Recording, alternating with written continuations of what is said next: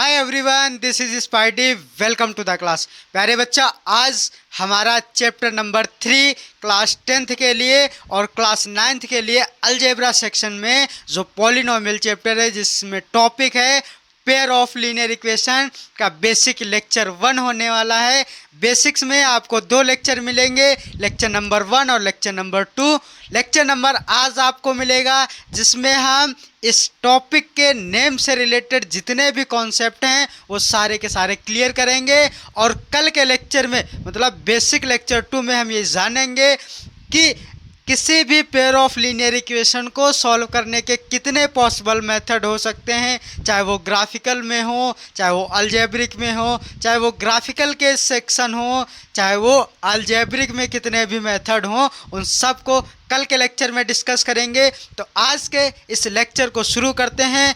करना क्या है, आपको इस चैनल को सब्सक्राइब कर लेना है और दोस्तों में शेयर कर देना है। चलिए शुरू करते हैं। सबसे पहला जो आपका टॉपिक का नाम है that is the pair of linear equation in 2 variable. क्या मतलब है भैया चैप्टर का, क्या मतलब है भैया इस टॉपिक का, आइए 1 बाय 1 पॉइंट टू पॉइंट समझते हैं। सबसे पहले कि भैया लीनियर इक्वेशंस क्या होती हैं। कहने का मतलब है कि भैया लीनियर इक्वेशन हमारी क्या होती हैं। तो बात करेंगे लीनियर इक्वेशन की। तो a linear equation is an equation in which the highest power of the variable is 1।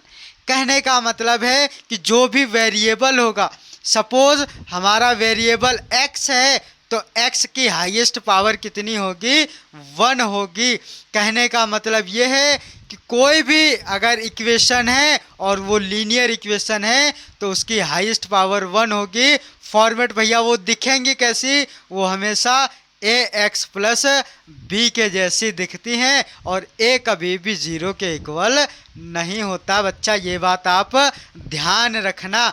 बात करें अगर जीरोज़ की तो भैया x की वैल्यूज़ कितनी मिलेंगी, तो 1 मिलेगी भैया। नंबर ऑफ ज़ीरोज़ कितने होंगे, 1 होगा। वैल्यू ऑफ x कितनी होंगी, 1 होगा। ये बात आप ध्यान रखना।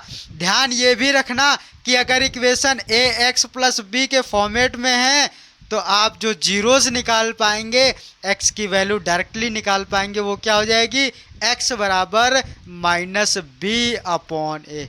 क्या हो जाएगी बच्चा, x बराबर माइनस बी अपॉन ए। बात करते हैं स्टैंडर्ड फॉर्म भैया क्या होती है, जनरल फॉर्म क्या होती है। इस जनरल फॉर्म को हम स्टैंडर्ड फॉर्म के नाम से भी जानते हैं। किस नाम से जानते हैं, standard form of linear equation. अगर आपसे क्वेश्चन पूछता है कि भैया बताइए कि what is the standard form of linear equation, तो आप कहेंगे कि ax प्लस बी और a कभी भी 0 के इक्वल नहीं होगा। The standard form of linear equation in 1 variable is. ध्यान ये भी रखना है कि भैया वो आपसे 1 वेरिएबल में पूछ रहा है या फिर आपसे 2 वेरिएबल में पूछ रहा है। 2 केस आपके बनते हैं लीनियर इक्वेशन के लिए, एक 1 वेरिएबल में और एक बनता है 2 वेरिएबल में। आइए डिफरेंस समझते हैं।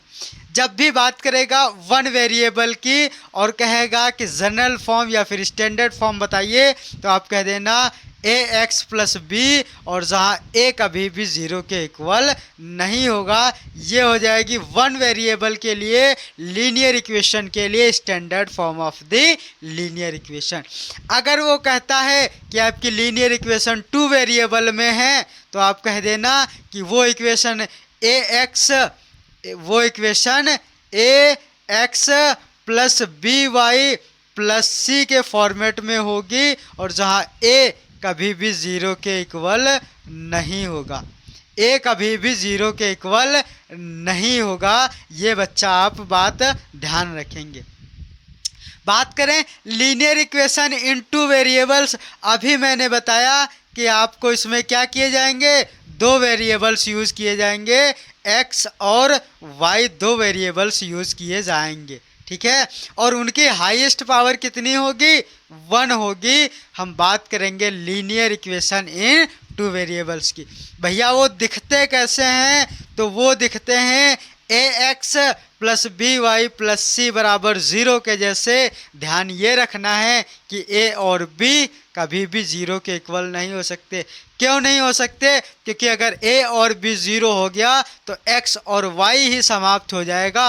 अगर एक्स और वाई ही समाप्त हो गया तो उसकी वैल्यू हम फाइंड नहीं कर पाएंगे।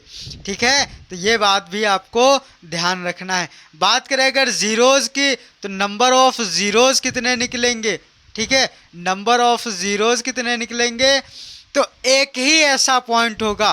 ठीक है, देखो इसमें क्या होता है कि लीनियर इक्वेशन सॉल्व करने के लिए अगर टू वेरिएबल में है तो आपके 3 केस बनते हैं। ठीक है, ऐसा भी हो सकता है कि एक 0 हो, ठीक है, ओनली वन ओनली। ठीक है, ऐसा भी हो सकता है कि आपके मैनी सॉल्यूशन हो, ठीक है, इनफाइनाइट सॉल्यूशन हो। ऐसा भी हो सकता है कि नो सॉल्यूशन हो। आपके क्या होता है कि पेयर ऑफ लीनियर इक्वेशन में आपके 3 केसेस बनते हैं ग्राफिकल में। पहला बनता है इंटरसेक्टिंग, दूसरा बनता है कोइंसिडेंट लाइंस, और तीसरा बनता है नो सॉल्यूशन का केस। वो भी कब? जब हम ग्राफिकल मेथड की बात करते हैं। ठीक है, और एक चीज़ याद रखना कि जब भी 2 वेरिएबल में इक्वेशन हो तो उनको सॉल्व करने के लिए हमें 2 इक्वेशन चाहिए होंगी। और जब भी 3 वेरिएबल में, एक एडवांस सी बात बता देता हूँ कि जब भी 3 वेरिएबल में चाहिए हो तो उसके लिए हमें 3 इक्वेशन सॉल्व करने के लिए चाहिए होती हैं। ये बात आप ध्यान रखेंगे। तो भैया 2 इक्वेशन हैं तो वो कैसी दिखेंगी, आइए देखते हैं। आइए देखते हैं कि 2 इक्वेशन अगर हुई तो वो कैसी दिखेंगी।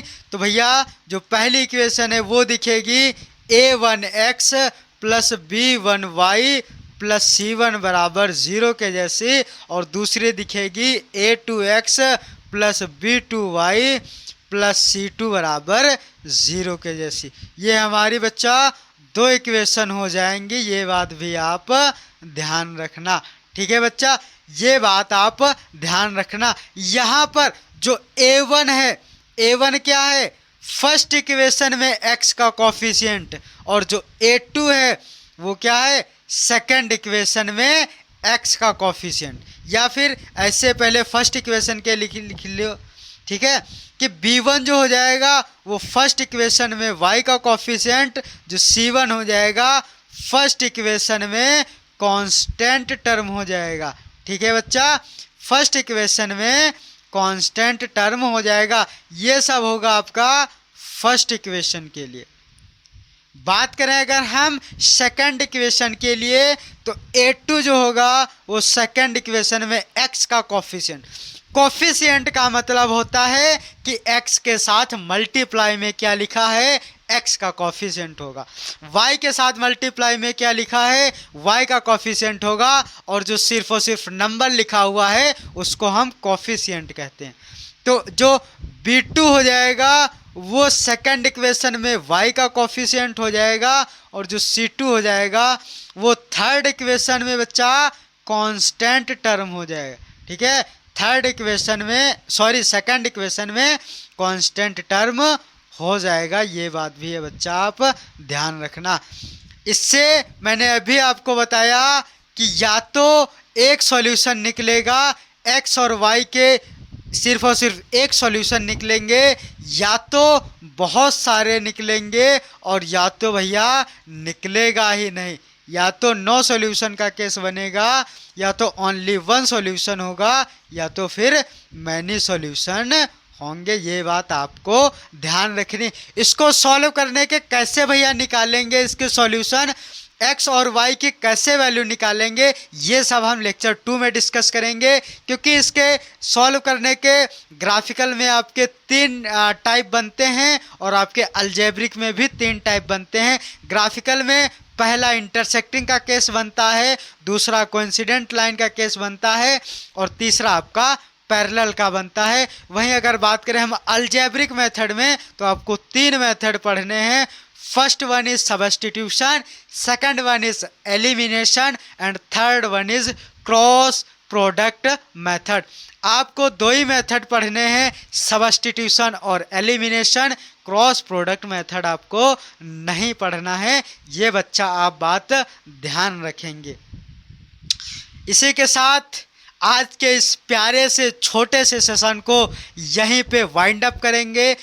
तब तक के लिए अगर आपने चैनल को सब्सक्राइब नहीं किया है तो आप इस प्यारे से स्पाइडी पाठशाला प्लेटफॉर्म को सब्सक्राइब कर सकते हैं, अपने दोस्तों में शेयर कर सकते हैं और इस सेशन को लाइक कर सकते हैं। अपना ख्याल रखिए, खुश रहिए, मस्त रहिए और हमारे साथ अपनी जर्नी को शुरू करिए।